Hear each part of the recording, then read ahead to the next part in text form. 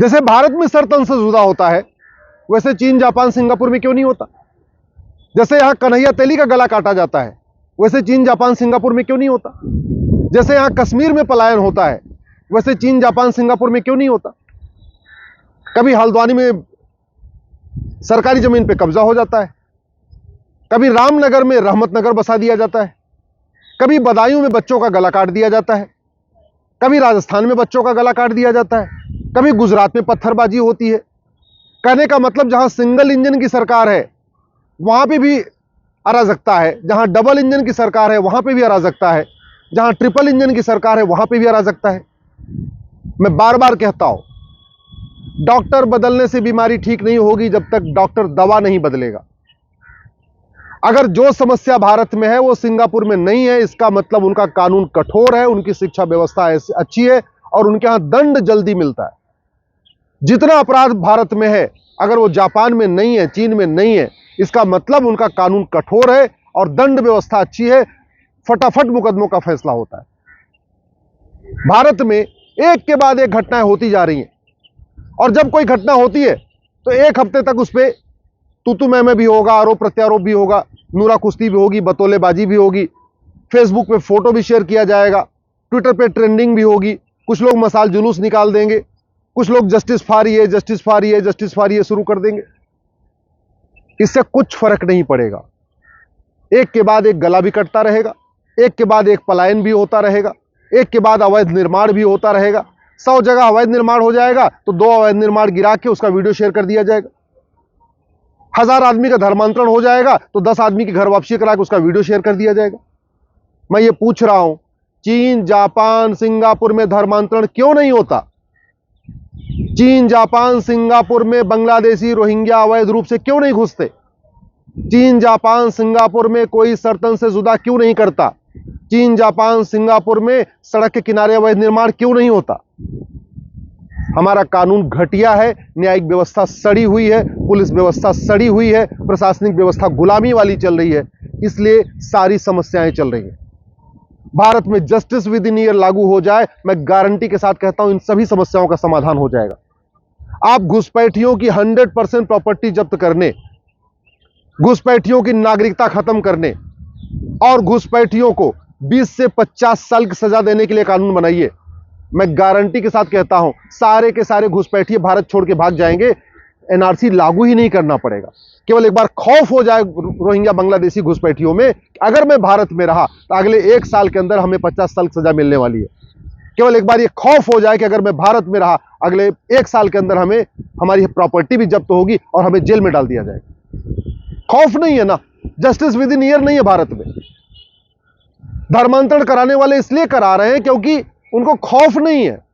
आप धर्मांतरण कराने वालों की 100% प्रॉपर्टी जब्त करने, धर्मांतरण कराने वालों की नागरिकता खत्म करने, धर्मांतरण कराने वालों को 20 से 50 साल की सजा देने के लिए कानून बनाइए और जस्टिस विद इन ईयर लागू करिए, यानी 1 साल में सजा मिलना शुरू हो जाए। मैं गारंटी के साथ कहता हूं भारत में धर्मांतरण रुक जाएगा। आप सोच रहे हैं कि जनसंख्या नियंत्रण कानून सफल नहीं होगा, 100% सफल होगा। आप लागू करिए, जो हम दो हमारे दो नहीं मानेगा उसकी सिटीजनशिप खत्म करेंगे और हम उसको 20 साल के लिए जेल में डालेंगे और 2-4 लोगों को साल भर के अंदर जेल में डाल दीजिए। मैं गारंटी के साथ कहता हूं सब हम दो हमारे दो मानेंगे। आखिर चीन में मानते हैं ना, तो भारत में क्यों नहीं मानेंगे? चीन में घुसपैठ नहीं होती है ना, तो भारत में घुसपैठ भी नहीं होगी। सिंगापुर में नशा तस्करी नहीं होती है ना, तो भारत में भी नशा तस्करी बंद हो जाएगी। लेकिन जब कानून कोई नहीं मांग रहा है, कोई गांधीवाद की बात कर रहा है, कोई लोहियावाद की बात कर रहा है, कोई अंबेडकरवाद की बात कर रहा है, कोई समाजवाद की बात कर रहा है, कोई साम्यवाद की बात कर रहा है, कोई राष्ट्रवाद की बात कर रहा है, कोई जय श्री राम बोल के लगता है राष्ट्रवाद मजबूत हो जाएगा, किसी को लगता है वंदे मातरम बोल के राष्ट्रवाद मजबूत हो जाएगा। अरे भैया, इससे कोई फर्क नहीं पड़ेगा। अगर तुम्हें लगता है कि ये नेता, अभिनेता, लेखक, बुद्धिजीवी, पत्रकार, कलमकार 25 साल के बाद आपके बच्चों को बचाने आएंगे तो आप बहुत बड़ी भूल है, आप बहुत बड़ी गफलत में हैं। जब 1947 में मारकाट शुरू हुई थी ना, तो सबसे पहले नेता, अभिनेता, लेखक, बुद्धिजीवी, पत्रकार, कलमकार ही पाकिस्तान छोड़ के भारत आए थे। और जब यहां फिर 2047 में मारकाट शुरू होगी तो सबसे पहले यहां के नेता, अभिनेता, लेखक, बुद्धिजीवी, पत्रकार, कलमकार ही भारत छोड़ के भागेंगे। राम जेठमलानी जी पाकिस्तान छोड़ के आए थे ना, आडवाणी जी पाकिस्तान छोड़ के आए ना, राज कपूर, सुनील दत्त, पृथ्वीराज कपूर, सब लोग पाकिस्तान छोड़ के भाग के आए ना। मिल्खा सिंह आए, गुजराल साहब आए, मनमोहन सिंह जी आए, सब आए। और आपको लगता है कि नहीं, मठ मंदिर बनाने से अराजकता रुक जाएगी? तो एक बात याद रखिएगा, अधर्म का नाश किए बिना धर्म की जय नहीं हो सकती। अगर मठ मंदिर बनाने से ही अराजकता रुक जाए, घुसपैठ रुक जाए, धर्मांतरण रुक जाए, जनसंख्या विस्फोट रुक जाए, तो ठीक है, बनवा लीजिए। लेकिन मैं कह रहा हूं, अफगानिस्तान जो पहले गंधार था, वहां भी खूब मठ मंदिर थे। आज की डेट में कोई मठ मंदिर नहीं बचा, कोई मठाधीश, कोई महामंडलेश्वर, कोई आचार्य, कोई राम कथावाचक, कोई कृष्ण कथावाचक उस गंधार में नहीं बचा है। आपको लगता है कि ये मठाधीश, महामंडलेश्वर, आचार्य आपको बचाने आएंगे 25 साल के बाद? तो पाकिस्तान में क्यों नहीं बचा लिए? पाकिस्तान से यहां क्यों छोड़ के भाग के आ गए? पाकिस्तान के मठाधीश, महामंडलेश्वर, शंकराचार्य, जगत गुरु, श्री श्री श्री श्री 108 श्री 1008 कहां चले गए पाकिस्तान वाले? आपको लगता है कि ये कवि, कविता पाठ करने वाले आपको बचा लेंगे? तो गुलजार साहब सबसे पहले भाग के आए थे, कविता पाठ करते थे। ये जो लेखक आपको सोच रहे हैं बचा लेंगे, तो खुशवंत सिंह सबसे पहले पाकिस्तान छोड़ के भाग के आए थे। आपको लगता है ये हीरो हीरोइन बचा लेंगे? तो ऋतिक रोशन के दादा रोशन साहब सबसे पहले भारत छोड़ के पाकिस्तान छोड़ के आए थे भारत। सुनील दत्त भी यहीं आए थे, राज कपूर भी यहीं थे, राजेंद्र कुमार भी यहीं आए थे, प्रेम चोपड़ा भी आए थे, यश चोपड़ा भी, सब छोड़ के बाहर आए थे भारत। मैं आपसे हाथ जोड़ के निवेदन करता हूं, इसको आप समझिए। हर साल 3 करोड़ बच्चे पैदा हो रहे हैं, इसमें से 1 करोड़ अवांछित बच्चे हैं, और ये बच्चे तू मैं करने से, आरोप प्रत्यारोप करने से नहीं रुकेंगे।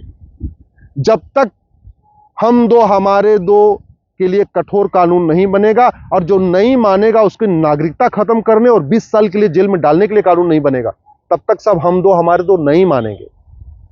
जब तक घुसपैठियों और उनके मददगारों, याद रखिएगा, भ्रष्टाचार हमारे लिए जहर के समान है।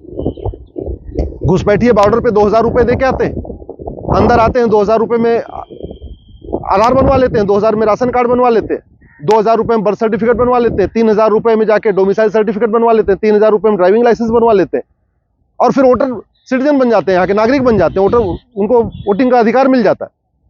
ये तब रुकेगा जब घूसखोरों, भ्रष्टाचारियों की 100% प्रॉपर्टी जब्त करने, और भ्रष्टाचारियों की नागरिकता खत्म करने, और भ्रष्टाचारियों को आजीवन कारावास, फांसी के लिए कानून बनेगा। दुनिया के कई देशों में है।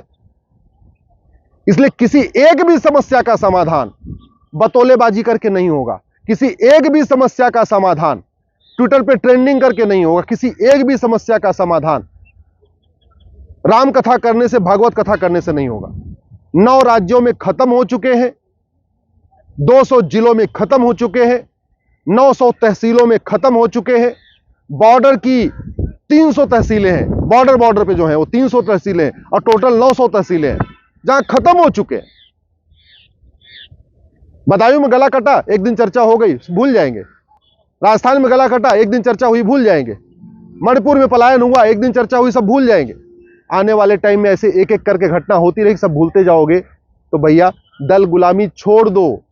आज के नेता, अभिनेता, लेखक, बुद्धिजीवी, पत्रकार, कलमकार, न्यूज एंकर, कथावाचक आपको, आपके बच्चों को बचाने नहीं आएंगे।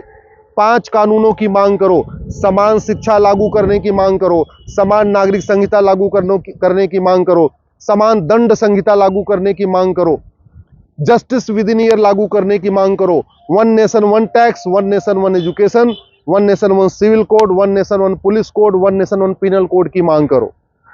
जब तक भारत में समान शिक्षा नहीं होगी, वैदिक शिक्षा नहीं होगी, गुरुकुल आधारित शिक्षा नहीं होगी, तब तक सब में भाईचारा नहीं आएगा। जब तक सबकी एक जैसी किताब नहीं होगी और वैदिक शिक्षा नहीं होगी, तब तक वसुधैव कुटुंबकम की भावना मजबूत नहीं होगी, नारी तू नारायणी की भावना मजबूत नहीं होगी, सर्व मंगल मांगल्य सबको नहीं आएगा। और जब तक जस्टिस विद इन ईयर नहीं होगा, तब तक कानून का खौफ नहीं होगा। तो संस्कार सबके अंदर आए, इसके लिए है 10वीं तक सब समान शिक्षा सबके लिए जरूरी हो। और कानून का खौफ तब हो, तब कानून का खौफ तब आएगा जब जस्टिस विद इन ईयर लागू होगा, यानी कानून कठोर होगा और साल भर के अंदर सजा होगी। मेरी बात से सहमत है? इस वीडियो को अधिक से अधिक शेयर करिए।